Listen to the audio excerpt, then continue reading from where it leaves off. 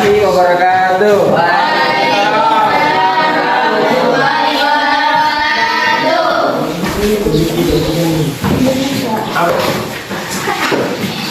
Oke, baiknya sebelum kita belajar, mari kita berdoa. Doa dipimpin siapa?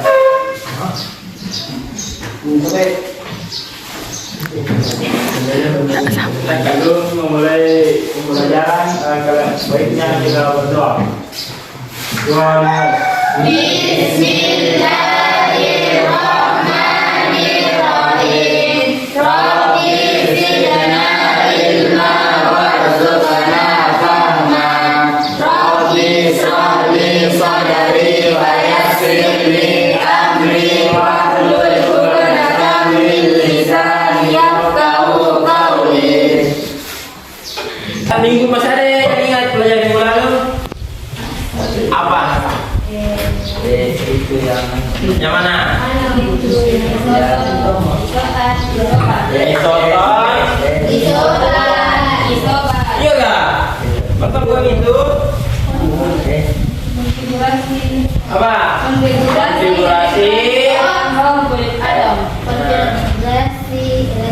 Kalau dipahami tuh? Dipahami tidak? Hah? Di mana nih? Pak Barang nih kemana nih? Ingat urutannya ini? Apa lagi? S 2 kali, PS 2 kali, DPS 2 kali, FTPS 2 kali. Yang lain mana tidak? Yang ini ya? Nah, jadi maksudnya ingat toh? Nah, ini nanti kita akan terapkan di pelajaran selanjutnya ya. Jadi masih seperti ini dipelajari. Jadi kita ulang sedikit ya. Dari mana dapat satu? Dari Dari mana dapat satu? karena S pertama Karena S berada pada kulit pertama. Berapa S di sini? 4. Jadi kita mulai dari nomor 1, 2, 3, 4. Kenapa P2? Karena dia dari kulit kedua. Dimulai dari kulit kedua. Ya, jadi berapa P-nya? 2. Jadi langsung nomor 2. Ya, tidak nomor satunya. 2, 3, 4. No, ini dia. Ya, berarti yang gitu. Selesai nggak? Sudah. Nah, coba diperhatikan dulu televisinya. Ya. Yang bicara besar supaya terdengar deh. Elektron ditunggu di next video ya. Sekarang kita lanjut membahas aturan penuh dan tengah penuh. Suatu elektron mempunyai kecenderungan untuk berpindah orbital apabila dapat membentuk. Nah, suatu elektron mempunyai kecenderungan untuk berpindah orbital atau orbital kulit. Nah, ada kulit-kulitnya tak? Nah, apabila dapat membentuk susunan elektron yang lebih stabil.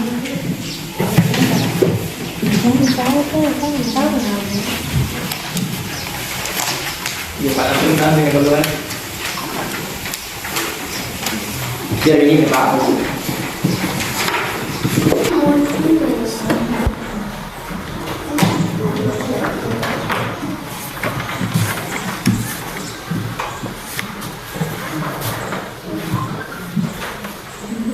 Oke.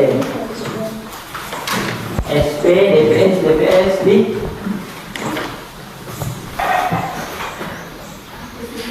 ternyata lama pilihannya. Mulai dijelaskan. Kalau begini dijelaskan. Satu minggu itu baru bisa dievaluasi.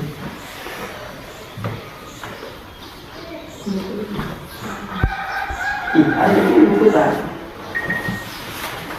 Nah, oke, sudah. Sebarang nih.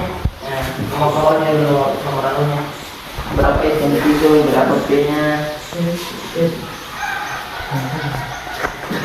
Allah, jelas. Wah. Masya Allah, jadi kita akhiri pelajaran kita sampai di sini ya. Sekian, assalamualaikum warahmatullahi wabarakatuh. Assalamualaikum warahmatullahi wabarakatuh. Baik, Pak, terima kasih atas kesempatannya. Pertama-tama saya ingin mengucapkan terima kasih telah bersedia untuk bisa diwawancarai hari ini. Pertanyaan pertama itu, Pak, bisakah Bapak menceritakan sedikit pengalamannya selama menjadi guru dan apa yang memotivasi Bapak sehingga Bapak memilih profesi ini? Ya, pertama untuk profesi menjadi seorang guru mungkin hanya sebuah kebetulan karena dasar saya mengajar itu tidak ada. Saya awalnya ingin jadi abri tapi gagal ya. Makanya saya lanjut kuliah di jurusan pendidikan, itu pun kemauan orang tua. Jadi saya ikut kemauan orang tua dan saya mengambil jurusan fisika pada saat itu. Jadi pengalaman saya jadi guru ini, setelah saya jadi guru itu ternyata menjadi guru itu bukan hal yang mudah. Apalagi dengan aturan-aturan sekarang banyak sekali tantangan-tantangan bagi guru milenial seperti saat ini. Kita tidak boleh main kasar sama siswa lah, kita juga takut dengan hukum ya. Untuk menjadi guru ada beberapa versi. Saya menjadi kelas itu ada siswanya yang memang tidak bisa diatur, ada juga yang taat, banyak lah pokoknya kalau kita mau jadi guru. Jadi kalau misalnya kita yang adik-adik ini kan jurusan guru ya, jurusan guru, jadi bisa kena mental tak, karena terkadang anak-anak sekarang itu saya kira bahasanya itu kalau kita tidak bisa dekat dengan anak-anak itu kita akan selalu tersinggung dengan apa yang mereka bilang ya. Seperti itu pengalamanku jadi guru ya. Baik, Pak, pertanyaan kedua, bagaimana Bapak mendefinisikan profesionalisme dalam proses mengajar? Profesionalisme dalam mengajar itu harus kita terapkan. Jadi sebagai seorang guru, kalau saya tidak terlalu memisahkan antara, harus saya selalu dihormati gitu. Tapi kalau dalam kelas itu saya profesionalismenya tetap sebagai guru dengan siswa. Jadi saya tetap melakukan tanggung jawab saya sebagai seorang guru, melakukan pengajaran sesuai dengan pengajaran sesuai dengan materi yang akan saya bawakan. Tapi kalau di luar kelas begini saya tidak membatasi antara saya dengan siswa. Saya anggap siswa itu menjadi teman saya.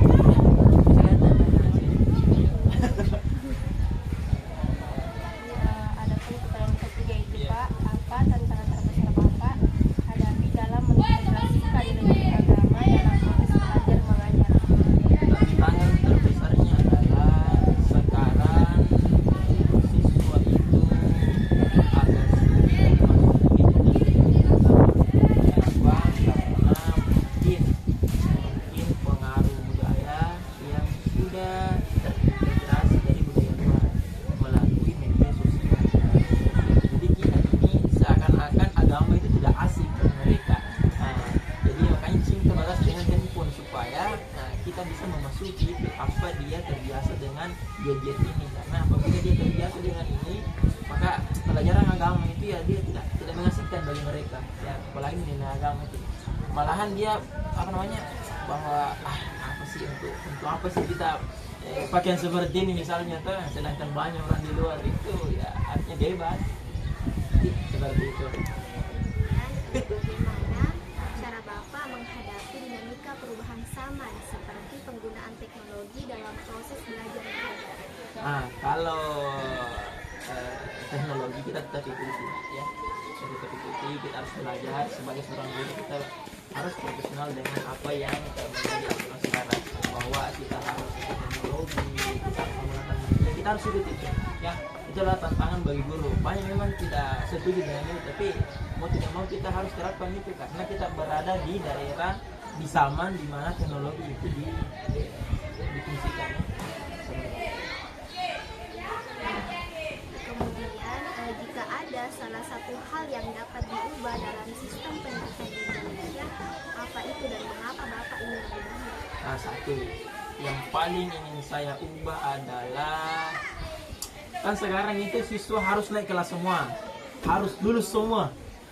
Yang saya mau rubah itu adanya kembalikan tinggal kelas.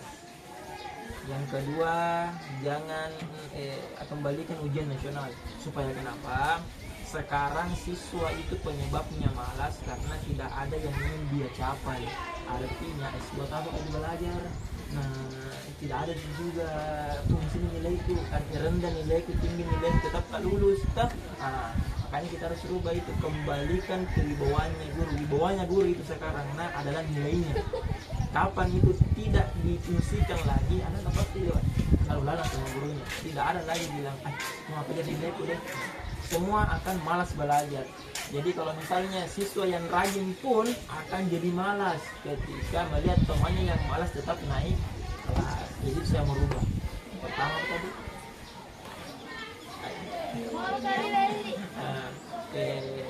nilai diperhitungkan, tidak harus ada yang tinggal kelas dan tidak semua lulus. Kembalikan itu. Oke. Saya kira itu saja. Pertanyaan terakhir Pak, apa pesan Bapak untuk calon guru dan generasi muda yang menekuni profesi guru? Oke. Generasi muda. Jadi generasi muda itu, di generasi kalian itu adalah tantangan besar. Tantangan terbesar sekarang itu adalah teknologi. Jadi guru-guru sekarang harus pintar-pintar menggunakan teknologi dalam pembelajaran ya. Nah, karena itu adalah tantangan terbesar kita. Semua sekarang itu pakai aplikasi ya. Nah, makanya sekarang itu banyak guru-guru yang jadi usahakan itu ya. Rajin belajar materi. Ada guru itu tidak tahu materinya. Mau saja masuk mengajar tapi tidak tahu materinya. Dua hal yang menyebabkan guru marah-marah, tidak tahu materinya dan tidak pernah memang belajar. Jadi itu materi kita teknologi insyaallah bagus nanti kelas. Terima kasih atas Sampaikan kepada santriwan dan santriwati atas nama Purwadi Salam.